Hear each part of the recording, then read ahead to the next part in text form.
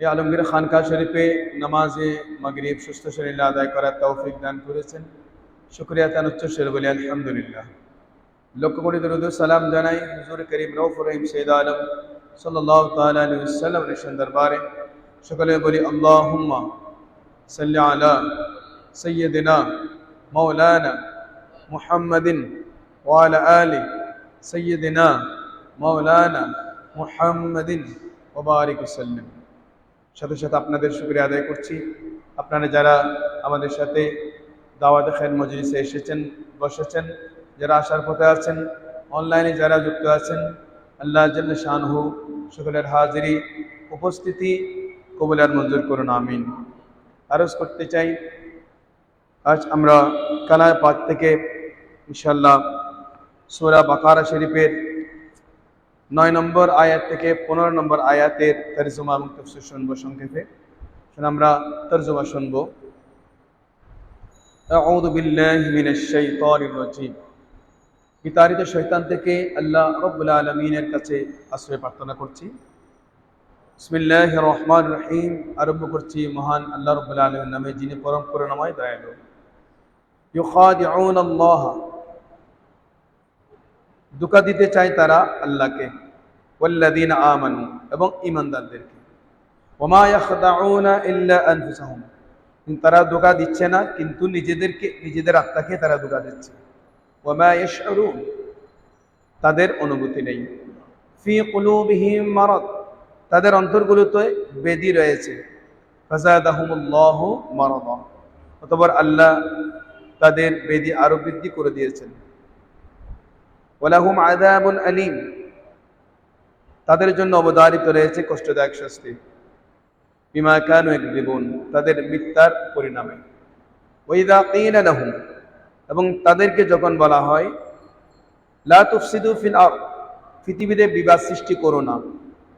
ক্বালু ইন্নামা নাহনু মুসলিহুন, তখন তারা বলে আমরা তো সংশোধনকারী। আলা ইন্নাহুম, শুনছো, নিশ্চয় তারাই হুমুল মুফসিদুন, বিবাদ সৃষ্টিকারী। ওয়ালাকিন লা ইয়াশউরুন, কিন্তু তাদের অনুভূতি নেই। ওয়াইযা কিলা লাহুম, যখন তাদেরকে বলা হয় আমিনু কামা আমানান নাস, ঈমান আনো যেমন অপরাপর লোকেরা ঈমান এনেছে। ক্বালু, তারা বলে আনুমিনু কামা আমানাস সুফাহা, আমরা কি নির্বোধদের মতো ঈমান নিয়ে আসব? আলা ইন্নাহুম হুমুস সুফাহাউ ওয়ালাকিন লা ইয়ালামুন, শুনছো, তারাই হলো নির্বোধ কিন্তু তারা জানে না। ওয়াইযা লাকুল্লাযীনা আমানু, এবং যখন ঈমানদারদের সাথে সাক্ষাৎ করে, ক্বালু, তখন বলে আমান্না, আমরা ঈমান এনেছি। ওয়াইযা খালাউ ইলা শায়াতিনিহিম, আর যখন নির্বৃত্তে তাদের শয়তানদের সাথে মিলিত হয়, ক্বালু, তারা বলে ইন্না মাআকুম, আমরা তোমাদের সাথে রয়েছে। ইন্নামা নাহনু মুস্তাহজিউন, আমরা তো এমনিতে তাদের সাথে ঠাট্টা তামাশা করে থাকি। আল্লাহু ইস্তাহজিউ বিহিম, আল্লাহ তাদের সাথে ইস্তিহজা করেন, যেমনি তার জন্য শোভা পায়। ওয়া ইয়ামুদ্দুহুম, এবং তাদেরকে অবকাশ দেন। ফি তুকয়ানিহিম ইয়ামাহুন, যেন তারা তাদের অবদ্ধতায় বিভ্রান্ত হয়ে ঘুরতে থাকে। সাদাকাল্লাহুল আযীম, মহান আল্লাহ সত্য বলেছেন। ওয়া সাদাকা রাসূলুহুন নবিয়্যুল হাবিবুল কারীম, আল্লাহর নবী, আল্লাহর হাবিব নবী মুহাম্মদ রাসূলুল্লাহ সাল্লাল্লাহু তাআলা আলাইহি ওয়াসাল্লাম, তিনি সত্য বলেছেন।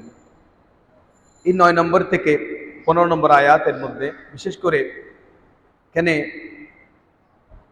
ধোঁকা দেওয়ার যে বিষয়ে তাফসীরের মধ্যে এসেছে, তাফসীরে খাজিন থেকে এসেছে, তারা তো আল্লাহকে পাবে না ধোঁকা দেওয়ার জন্য, বরঞ্চ ধোঁকা দিচ্ছে রাসূল করিম সাল্লাল্লাহু তাআলা আলাইহি ওয়াসাল্লামকে। তো রাসূল করিম সাল্লাল্লাহু তাআলা আলাইহি ওয়াসাল্লামকে ধোঁকা দেওয়া মানে হচ্ছে আল্লাহ রাব্বুল আলামিনকে ধোঁকা দেওয়া। কারণ রাসূল করিম সাল্লাল্লাহু তাআলা আলাইহি ওয়াসাল্লাম হচ্ছেন খলিফাতুল্লাহ, আল্লাহর প্রতিনিধি। আরেকটা বিষয় এখানে তাফসীরের মধ্যে এসেছে, সেটা হচ্ছে যে তাদের অন্তরের মধ্যে রোগ রয়েছে, তারা অবদ্ধতা করে, তারা আমার তাকিয়াবাজি করে। কারণ যাদের অন্তরের মধ্যে রোগ আছে তারা তাকিয়াবাজি করে, নিকৃষ্টতম অপরাধ। এখানে কঠিন শাস্তি তাদের জন্য অবধারিত। যেই দিনের ভিত্তি তাকিয়াবাজির উপরে প্রতিষ্ঠিত, ওই ধর্ম হচ্ছে বাতিল। ইসলাম ধর্ম ছাড়া অন্যান্য যত ধর্মাবলম্বী বিষয় আছে, ধর্মীয় ব্যক্তি আছে, ওনারা তাকিয়াবাজির আশ্রয় নিয়ে থাকেন। আর তাকিয়াবাজ কঠিন ও কষ্টদায়ক শাস্তির উপযোগী হওয়া। আরেকটা তাফসীরের মধ্যে এসেছে, বিশেষ করে কতগুলো মানুষ আমাদের মধ্যে আছে যে তাদেরকে বলা হয় তোমরা ঝগড়া ফাসাদ করো না। তার মানে আমরা তো ঝগড়া ফাসাদ করি না, বরঞ্চ আমরা তো সংশোধনকারী। তারা হচ্ছে সুলেহ কুল্লি বলা হয়, এটা সুলেহে কুল্লি। যখন মুমিনদের সাথে যায় বলে আমরা মুমিন, আমরা তোমাদের সাথে। যখন কাফিরদের সাথে যাই তখন আমরা তোমাদের সাথে। জুড়ে বলি নাউজুবিল্লাহ। তার মানে মুমিনদেরকেও সন্তুষ্ট রাখার চেষ্টা করে, কাফিরদেরকে সন্তুষ্ট রাখার চেষ্টা তারা করে, এবং তারা একটা পলিসি করে এবং সবার সাথে তাল মিলিয়ে চলার চেষ্টা করে। এ থেকে বোঝা গেল যে সবার সাথে তাল মিলিয়ে চলা হচ্ছে সুলেহ কুল্লি, সেটা হচ্ছে ফাসাদের মূল। খাঁটি সৈন্য উত্তম, খাঁটি সৈন্য হচ্ছে উত্তম, আর খাঁটি মুমিন হচ্ছে মুবারক, মঙ্গলময়। জুড়ে বলি আলহামদুলিল্লাহ। আর এখানে আয়াতের মধ্যে নাস বলা হয়েছে, কামা আমানান নাস। এখানে নাস মানে হচ্ছে দুই প্রকার তাফসীর, এক প্রকার হচ্ছে সাহাবায়ে কেরাম, আরেক প্রকার হচ্ছে মুমিন ইমানদার। তো সাহাবায়ে কেরাম যদি উদ্দেশ্য হয় তো বোঝা গেল যে ঈমান হচ্ছে সেটাই যা সাহাবায়ে কেরামের মতো ঈমান। জুড়ে বলি আলহামদুলিল্লাহ। সাহাবীগণ হলেন ঈমানের কষ্টি পাথর। সাহাবায়ে কেরামের ঈমান হচ্ছে এত মজবুত, ওদের ঈমান হচ্ছে ঈমানের কষ্টি পাথর। জুড়ে বলি আলহামদুলিল্লাহ। যার ঈমান তাদের মতো নয় সে বেঈমান। সে কি? বেঈমান। আর যদি বলা হয় না এখানে নাস মানে মুমিন ইমানদার, তাহলে বুঝতে হবে, তো বোঝা গেল যে সরল সঠিক পথ, এটা হচ্ছে সরল সঠিক পথের মুসলমান, সেটাই যা সাধারণ মুসলমানদের হয়। সাধারণ মুসলমানরা যে পথ অবলম্বন করে সেটা হচ্ছে সঠিক পথ। সাধারণ মুসলমানদের পথে চলা উচিত আমাদের। হাদিস শরীফের মধ্যেও বর্ণিত এসেছে, যাকে মুসলমানগণ ভালো মনে করে সেটা আল্লাহর নিকটও ভালো।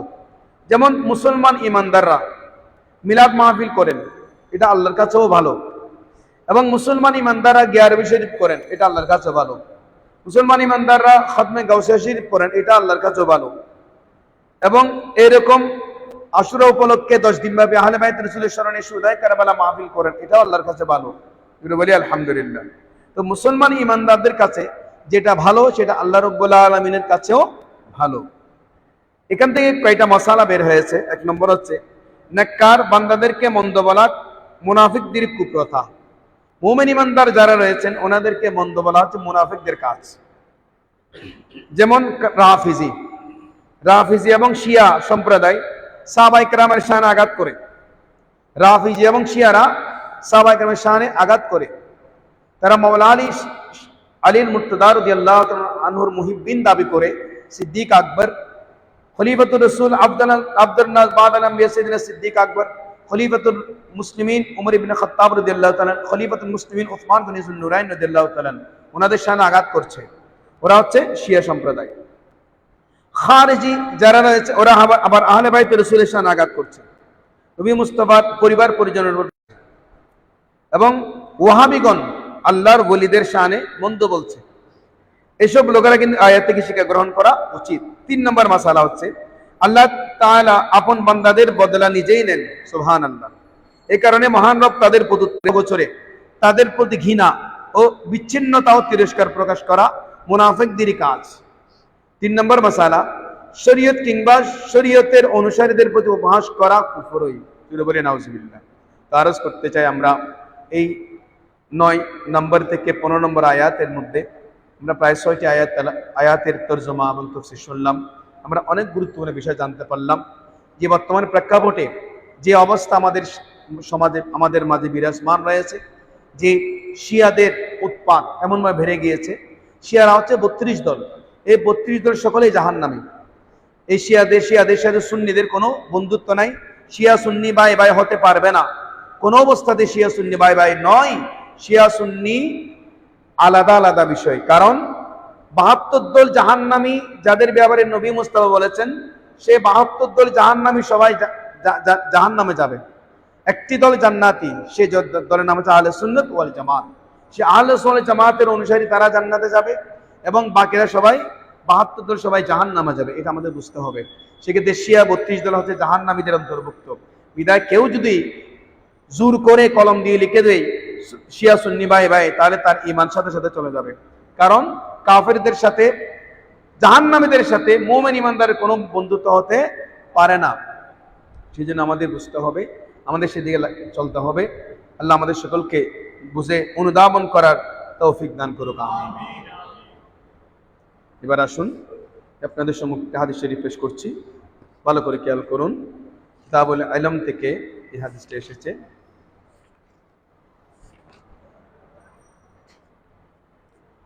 আন আবি হুরায়রা রাদিয়াল্লাহু তাআলা, রাইসুল রুয়াত আবু হুরায়রা রাদিয়াল্লাহু তাআলা থেকে বর্ণিত হাদিস। قال, তিনি বলেন, قال রাসূলুল্লাহ সাল্লাল্লাহু তাআলা আলাইহি ওয়াসাল্লাম, রাসূল করিম সাল্লাল্লাহু তাআলা আলাইহি ওয়াসাল্লাম ইরশাদ করেছেন, ইদা মাতাল ইনসান, যখন মানুষ ইন্তেকাল করে, মানুষ যখন মারা যায়, ইনকাতা আনহু আমালাহু, তখন তার আমলও বন্ধ হয়ে যায়, আমল বন্ধ হয়ে যায়। ইল্লা মিন সালাতাতিন, কিন্তু 3টা আমল জারি থাকবে। জোরে বলি সুবহানাল্লাহ। মারা গেলেও 3টা আমলের সওয়াব কিন্তু জারি থাকবে, বন্ধ হবে না। কি? ইল্লা মিন সাদকাতিন জারিয়াতিন, এক নম্বর হচ্ছে আস্তাই সাদকা, সাদকায়ে জারিয়া। সাদকায়ে জারিয়া আমল বন্ধ, এর সওয়াব বন্ধ হবে না, জারি থাকবে। 2 নম্বর, আও ইলমিন ইউনতাফাউ বিহি, ওই ইলম যা দ্বারা উপকার পৌঁছতে থাকে। 3 নম্বর, আও ওয়ালাদিন সালিহিন ইয়াদউ লাহু, ওই সুসন্তান যে তার কল্যাণের জন্য দোয়া করতে থাকেন। জুড়ে বলি সুবহানাল্লাহ। এই হাদিসটা ইমাম মুসলিম সহিহ মুসলিম শরীফের মধ্যে বর্ণনা করেছেন। এই হাদিসের ব্যাখ্যায় এসেছে, এখানে ইনসান মানে মুসলমান, মুসলমান যখন ইন্তেকাল করে, এখানে কোনো আবার অন্য কোনো ব্যক্তি নয়। এখানে ইনসান মানে, ইদা মাতাল ইনসান মানে মুসলমান ব্যক্তি। কারণ মুসলমানদের আমল সওয়াবের হিসাব নিকাশ আমরা মূল্যায়ন করব। কাফের বেদিনদের কোনো আমলের কোনো সওয়াব নাই, কোনো আমলের গুরুত্ব নাই। নেককার সমূহের সওয়াব যেমন পরবর্তী বিষয়বস্তু স্পষ্ট হয়। সুতরাং হাদিসের উপর অভিযোগ নেই যে আল্লাহ, আমি নবী দেখলাম মুসা ইসলাম এর মধ্যে আছে, এক সাহাবী নবী মুস্তাফার কাছে গিয়ে আরজ করলেন, ইয়া রাসূলুল্লাহ, আমি কবরের পাশ দিয়ে আসছিলাম, দেখলাম ওই কবর থেকে সূরা মুলকের তেলাওয়াত শুনতে পেলাম। সুবহানাল্লাহ। নবী মুস্তাফা বললেন, ওই ব্যক্তি জীবদ্দশায় সূরা মুলক তেলাওয়াত করতেন, কবরের মধ্যে উনি তেলাওয়াত করতেছেন। জানার আশা করে থাকেন যারা কবরে থাকেন, ওনারা যারা জীবিত আছেন উপরে, ওনাদের কাছ থেকে সওয়াব পৌঁছানোর আশা করেন। যেমনটি বিভিন্ন হাদিসে বর্ণিত হয়েছে, কেননা সওয়াব দেওয়া হয় জীবদ্দশায় কৃত আমলের ভিত্তিতে। জুড়ে বলি সুবহানাল্লাহ। এবার আসেন অপর যেই 3টা আমল, 3 আমলের ব্যাখ্যা করা হয়েছে। 3 ধরনের আমল যেগুলোর সওয়াব মৃত্যুর পরও অনায়াসে পৌঁছতে থাকে, মৃত্যুর পরে একেবারে কিয়ামত পর্যন্ত পৌঁছতে থাকবে, কেউ ইসানের সওয়াব করুক কিংবা নাই করুক। এই 3 ব্যক্তির আমল কিন্তু সওয়াব পৌঁছতে থাকবে, ওনার জন্য কেউ ইসানের সওয়াব করুক বা না করুক। 1 নম্বর সদকায়ে জারিয়া। সদকায়ে জারিয়া মানে আওকাফ, অর্থাৎ ওয়াকফকৃত, ওয়াকফ করে গেছেন, মসজিদ তৈরি হচ্ছে, মসজিদে আপনি জায়গা দিয়েছেন, অথবা অনুদান দিয়েছেন, অথবা আপনি 10 টাকা হাদিয়া দিয়েছেন, 5 টাকা হাদিয়া দিয়েছেন, অথবা আপনি কাজের মধ্যে সহযোগিতা দিয়েছেন। জোরে বলি সুবহানাল্লাহ। এগুলোর সওয়াব বন্ধ হবে না। জোরে বলি আলহামদুলিল্লাহ।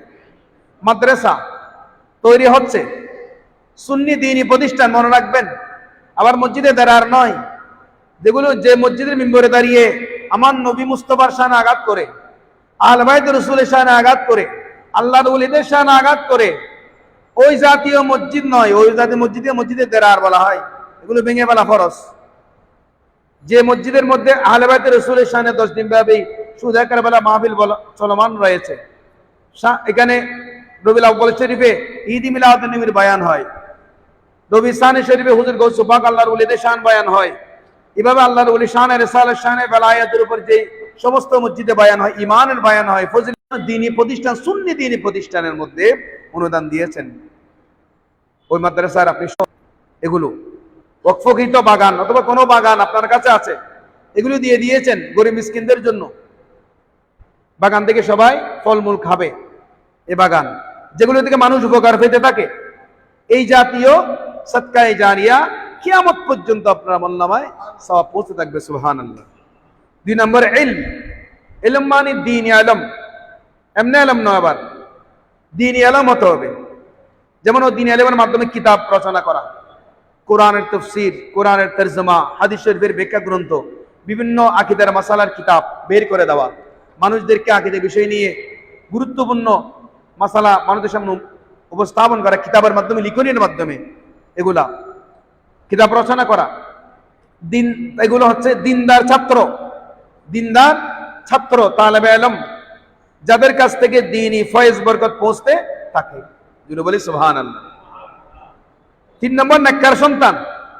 নেককার সন্তান আও ওয়ালাদুন সালিহিন ইয়াদউ লাহু, মানে আলিম কিংবা নেক আমলকারী সন্তান। আবার ইলম কেনে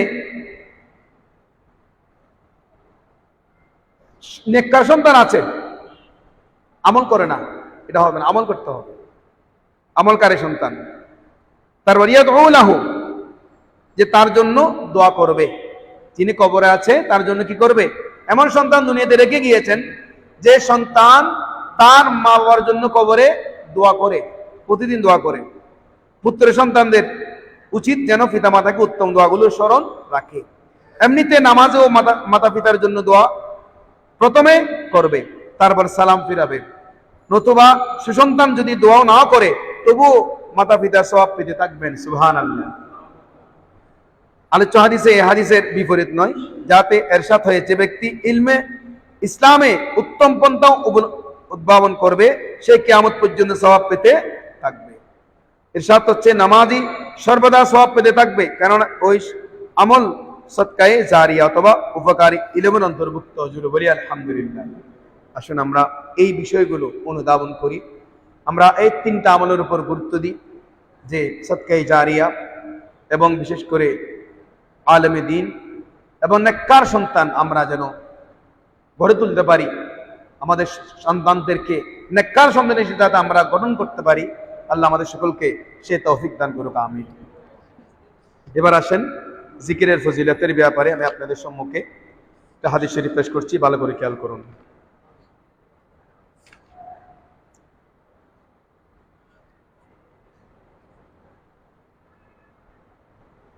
আন আব্দুল্লাহ ইবনে উমর, আব্দুল্লাহ ইবনে উমর থেকে বর্ণিত হাদিস, আনিন নবী সাল্লাল্লাহু তাআলা আলাইহি ওয়াসাল্লাম, তিনি নবী মুস্তাফা থেকে বর্ণনা দিচ্ছেন, ইন্নাহু কানা ইয়াকুলু লিকুল্লি শাইইন ইসতিকালাতুন, তিনি বলেন প্রত্যেক বস্তুর পরিচ্ছন্নতা আছে। ওয়া সিকালাতুল কুলুব যিকরুল্লাহ, আর অন্তরের পরিচ্ছন্নতা হচ্ছে আল্লাহর জিকির। ওয়া মা মিন শাইইন, এমন কোন বিষয় নেই, আনজা মিন আযাবিল্লাহ, যেগুলো আল্লাহর আযাব থেকে রক্ষা করবে, মিন যিকরিল্লাহ, আল্লাহর যিকির ব্যতীত। ক্বালু, সাহাবায়ে কেরাম বললেন, ওয়ালাল জিহাদু ফি সাবিলিল্লাহ, জিহাদ তো কি এরকম? ক্বালা, নবীজি বললেন, ওয়ালা আন ইয়াদরিবা বিসাইফি, শুধু তাই নয়, জিহাদের ময়দানে গিয়ে যদি সেখানে তরবারির আঘাত পায়, তার চাইতেও জিকিরের ফজিলত বেশি। জুড়ে বলি সুবহানাল্লাহ। আল্লাহ জাল্লা শাআনহু আমাদের বেশি বেশি জিকির করার তৌফিক দান করুক, আমিন। দরুদ শরীফ ফজিলতের ব্যাপারে আমি আপনাদের সম্মুখে আরজ করতে চাই। নবী মুস্তাফার কাছে আরজ করলেন, ইয়া রাসূলুল্লাহ, আমরা আজকে জীবদ্দশায় আপনি নবীকে আমরা নবুর দরুদ সালাম পড়ছি, কিন্তু যে আপনি নবী থেকে অনেক দূরে আছে, অত আপনার নবীর দুনিয়ার জমিন থেকে পর্দা করার পর সালাম দেই, এই সালামগুলি কি আপনি শুনবেন? এটার অবস্থা কি হবে? নবীজি বললেন, ক্বালা আসমাউ সালাত আহলি মুহাব্বতি, আমি নবী শুনি যে আমি নবীকে মহব্বত করে আমি নবীর উপর দরুদ সালাম পৌঁছাই। জুড়ে বলি সুবহানাল্লাহ। ওয়া আরিফুহুম, আমি তাকে চিনি। ওয়া তুরাদু আলাইয়া সালাতু গায়রিহিম আরাদা, এবং আমি নবীর ওফাতের পর আমি নবীর কাছে ফেরেশতারা ওই ব্যক্তিদের দরুদ সালাম আমি নবীর কাছে পৌঁছাবেন। জুড়ে বলি সুবহানাল্লাহ। আরজ করতে চাই, দেখেন মহব্বত নিয়ে দরুদ শরীফ পড়তে হবে। আমরা ভাগ্যবান, সে সুযোগ আমরা পেয়েছি, দিনে 200 বার পাচ্ছি, এবং আমাদের কাছে দরুদ শরীফ বিশাল সম্ভার রয়েছে। মজমুআয়ে সালাওয়াতুর রাসূল সাল্লাল্লাহু তাআলা আলাইহি ওয়াসাল্লাম। আল্লাহ জাল্লা শাহ আমাদের বেশি বেশি দরুদ শরীফ পড়ার তৌফিক দান করুক, আমিন। আমি বলি আল্লাহুম্মা সাল্লি আলা সাইয়্যিদিনা মুহাম্মাদিন ওয়া আলা আলি সাইয়্যিদিনা মুহাম্মাদিন ওয়া বারিক ওয়াসাল্লিম। আসুন আজকে আমরা গুরুত্বপূর্ণ বিষয় মুআনাকা, এই বিষয় নিয়ে আজকে আমরা আলোচনা করব। মুআনাকা শব্দের আবেদন করতে হল আলিঙ্গন করা, আলিঙ্গন করা, পরস্পর গলা মিলানো। আমরা কি করি? বুক মিলাই। আমরা কি মিলাই? বুক মিলাই। বুককে আরবিতে বলা হয় সদর। এটা কি বলা হয়? সদর বলে আরবিতে। আর এটাকে বলা হয় উনুক। গর্দানকে বলা হয় কি? উনুক বলা হয়। বুক মিলানো হবে মুসাদারা, আর গর্দান মিলানো হবে মুআনাকা। মিলানো হবে কি? গর্দান। আমরা বুক মিলাই গর্দান মিলাই না তেমন, কিন্তু মিলাতে হবে গর্দান। এটা মুআনাকা, মুসাদারা নয়। মুআনাকা করতে গেলে মুসাদারা এমনি হয়ে যাবে। মুআনাকা করতে গেলে মুসাদারা এমনি কি হয়ে যাবে। আসুন আমরা শুরু করছি তাইলে। মুসাদারা, মুআনাকা, গলা মিলানো। যদি কোনো প্রকারের ফিতনা আশঙ্কা না থাকে, কোনো ধরনের ফিতনার আশঙ্কা যদি না থাকে, তবে এটা জায়েজ। মুআনাকাটা করা কি জায়েজ। খারাপ উদ্দেশ্যে বা কারো প্রতি আসক্ত হয়ে আলিঙ্গন করা বা চুম্বন করা জায়েজ নয়। জোরে বলি সুবহানাল্লাহ। খারাপ উদ্দেশ্য নিয়ে আলিঙ্গন করা জায়েজ নয়। তবে সম্মান প্রদর্শন ও বরকত লাভের উদ্দেশ্যে এক মুসলমান আরেক মুসলমানের সাথে আলিঙ্গন করা জায়েজ। বিষয়টি হাদিস শরীফ দ্বারা প্রমাণিত। যেমন নবী করিম সাল্লাল্লাহু তাআলা আলাইহি ওয়াসাল্লাম অত্যধিক স্নেহ মমতা ও মুহাব্বত বশত যে মুআনাকা আলিঙ্গন করেছেন তা ইসলামী শরীয়তের বৈধ কাজ এবং রাসূল করিম সাল্লাল্লাহু তাআলা আলাইহি ওয়াসাল্লামের সুন্নাত, যা হাদিস শরীফ থেকে আমরা দেখতে পাই। উম্মুল মুমিনিন আয়েশা সিদ্দিকা রাদিয়াল্লাহু তাআলা আনহা একটা হাদিস শরীফ আমি পেশ করছি। আন আয়েশা রাদিয়াল্লাহু তাআলা আনহা, উম্মুল মুমিনিন আয়েশা সিদ্দিকা রাদিয়াল্লাহু তাআলা আনহা থেকে বর্ণিত হাদিস।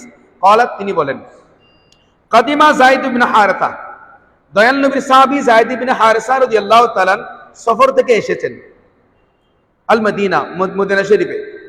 ওয়া রাসূলুল্লাহ ফি বাইতি, তখন রাসূল করিম সাল্লাল্লাহু তাআলা আলাইহি ওয়াসাল্লাম আয়েশা সিদ্দিকা রাদিয়াল্লাহু তাআলা হুজুরে পাকে ছিলেন। এটা আয়েশা সিদ্দিকা রাদিয়াল্লাহু তাআলার বর্ণনা।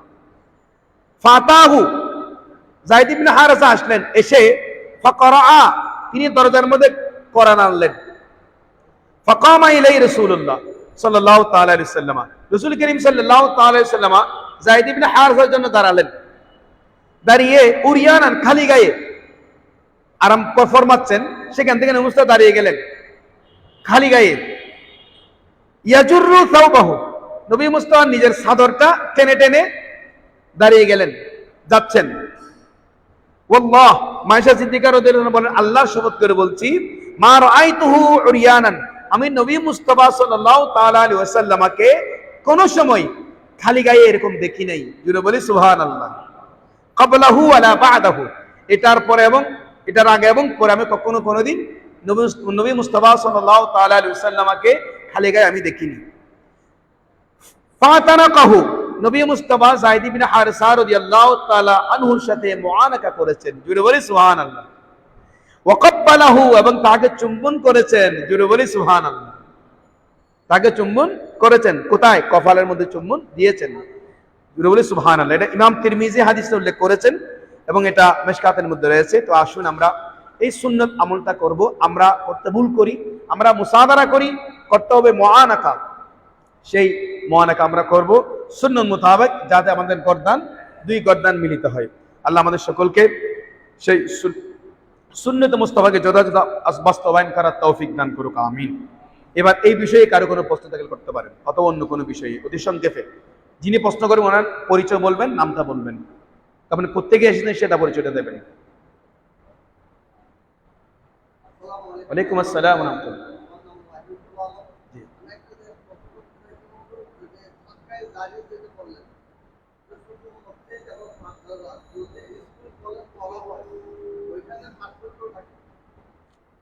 সুন্দর প্রশ্ন করেছেন এখানে, কারণ আমাদের সওয়াবের মধ্যে আমাদের ওয়াহিদ ভাই মোহাম্মদ থেকে এসেছেন, উনি প্রশ্ন করেছেন সদকায়ে জারিয়া, মাদ্রাসা এবং মসজিদের কথা বলছে। কেউ যদি স্কুল কলেজ, হ্যাঁ স্কুল কলেজ, আমাদের সওয়াব হচ্ছে, সব কোথায়, সব কে দেবেন?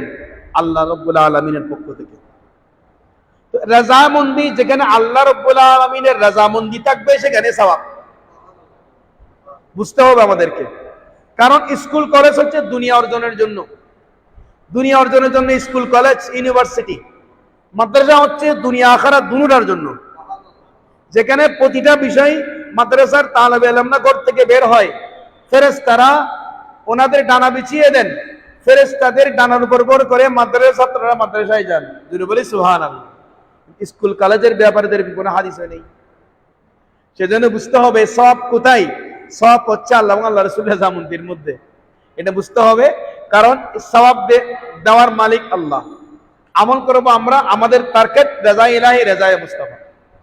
জি আসসালাম। জি ওয়ালাইকুম আসসালাম। জি জি জি জি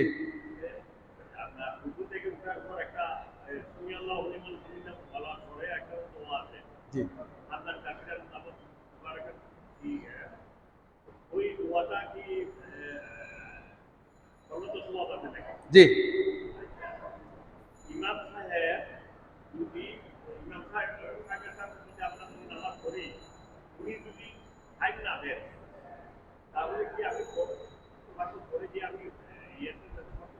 জি চমৎকার প্রশ্ন করেছেন জনাব। জনাব নাম কি বলেছিলেন? আহমদ সাহেব, আবু আহমদ সাহেব। উনি প্রশ্ন করেছেন নামাজের মধ্যে রুকু থেকে উঠে সামি আল্লাহু লিমান হামিদা ইমাম সাহেব বলবেন, আর মুক্তাদিরা রব্বানা লাকাল হামদ হামদান কাসীরান তাইয়্যিবান মুবারাকান ফি গুলো বলবেন। এখন ইমাম সাহেব এত দ্রুত রুকুতে চলে যান যে মুক্তাদিরা সেইটা সুযোগ পাচ্ছে না। অসুবিধা নাই, আপনি ও দ্রুত অবস্থায় আপনি বলে আপনি এক চেষ্টা করে দাঁড়িয়ে আপনি আস্তে আস্তে যান, অসুবিধা নেই। কিন্তু একেবারে এক তাসবিহ পরিমাণ দাঁড়ানোটা ওয়াজিব। এক তাসবিহ পরিমাণ দাঁড়ানোটা কি ওয়াজিব, দাঁড়াতে হবে সোজা না, কারণ দাঁড়ালে ওই দোয়াটা পড়া যায়, কোনো অসুবিধা নেই, আপনি পরেই যাবেন রুকুতে, আর না পড়লে কোনো অসুবিধা নেই, কিন্তু আপনাকে দাঁড়াতে হবে, দাঁড়ানোটা ওয়াজিব। আর কোনো প্রশ্ন আছে কিনা? জি অসুবিধা নাই, আপনি নিজে পরে যাবেন, অসুবিধা নেই। জি আর কোনো প্রশ্ন আছে কিনা? তাহলে আছে কোনো প্রশ্ন নেই, আর ইনশাআল্লাহ এতটুকু পর্যন্ত। اللهم امين الحمد لله رب العالمين والعاقبة للمتقين والصلاة والسلام على النبي الكريم وعلى آله وصحبه أجمعين। মাহবুব মাওলা আমাদের প্রত্যেকের হাজির কবুল করুন, আমাদের প্রত্যেকের সুস্থ রাহাত নসিব করুন, আমাদের প্রত্যেকের উপর খাস রহমত নাজিল করুন, আমাদের প্রত্যেকের ফরিয়াদ মুনাজাত কবুল করুন, বাংলাদেশের উপর রহমত নাজিল করুন, এই বৃষ্টি আমাদের জন্য রহমত বানিয়ে দিন, বন্যা কবলিত এলাকার মানুষের জান মালকে হেফাজত করুন। ইয়া আল্লাহ আমরা তওবা করছি, আমাদের তওবা কবুল করুন, আমাদের জীবনের সমস্ত গুনাহ মাফ করে দিন, আমাদের উপর খাস রহমত নাজিল করুন। ইয়া আল্লাহ আমাদের ছেলে মেয়েদেরকে নামাজি বানিয়ে দিন, মা বোনদেরকে নামাজি বানিয়ে দিন, পর্দানশীল বানিয়ে দিন, আমাদের উপর খাস রহমত নাজিল করুন, আমাদেরকে হঠাৎ মৃত্যুতে রক্ষা করুন, আমাদেরকে রিজায়ে ইলাহি রিজায়ে মুস্তাফার মধ্যে দায়েম ও কায়েম রাখুন। اللهم سهل يا إلهي علينا كل صواب محمد السلام وارحمنا برحمتك يا أرحم الراحمين। السلام عليكم।